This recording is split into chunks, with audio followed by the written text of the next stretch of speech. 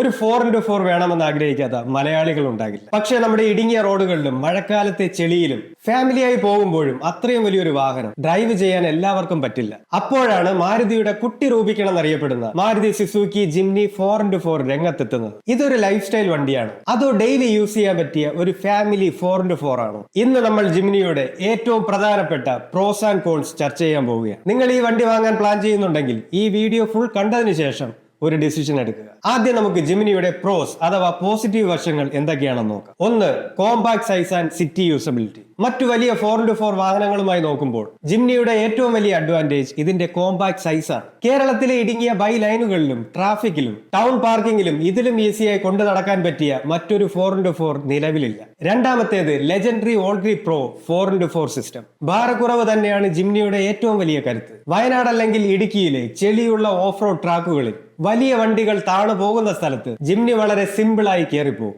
4H 4L മോഡുകളുള്ള all grip pro system തുടക്കക്കാർക്കും off road എക്സ്പെർട്ടുകൾക്കും ഒരുപോലെ കോൺഫിഡൻസ് തരും. മൂന്നാമത്തേത് റൈഡ് കംഫർട്ട് ആൻഡ് സസ്പെൻഷൻ. വലിയ പക്ക ലൈഫ് സ്റ്റൈൽ SUV-കളെ പോലെ തലതല്ലി ആടുന്ന റൈഡ് ക്വാളിറ്റി ഇതിനില്ല. ഇതിന്റെ സസ്പെൻഷൻ സെറ്റപ്പ് മോശം റോഡുകളിലും കുഴികളിലും വളരെ മികച്ച റൈഡ് കംഫർട്ട് നൽകുന്നുണ്ട്. ഫാമിലികൾക്ക് ലോങ് ട്രിപ്പുകളിൽ ക്ഷീണം കുറവായിരിക്കും. ഇനി നമ്മൾ സംസാരിക്കാൻ പോകുന്നത് ഇതിന്റെ കോൺസ് അഥവാ പോരായ്മകളെ കുറിച്ചാണ്. കാരണം ഏത് വണ്ടികൾക്കും ചില ലിമിറ്റേഷൻസുകൾ ഉണ്ടാകും. ഒന്ന്, അണ്ടർ പവേർഡ് ഹൈവേ പെർഫോമൻസ്.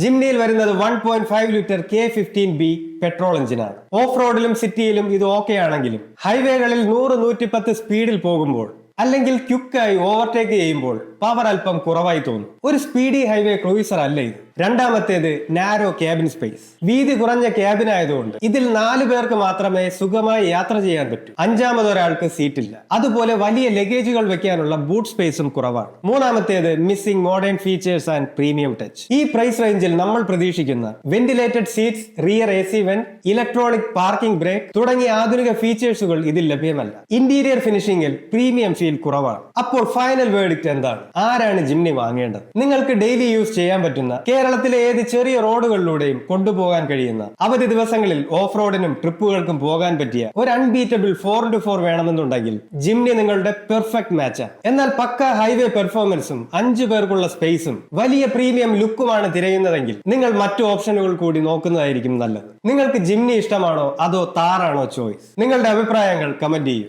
അടുത്ത വീഡിയോയിൽ വീണ്ടും കാണാം. Have a good day. See you later.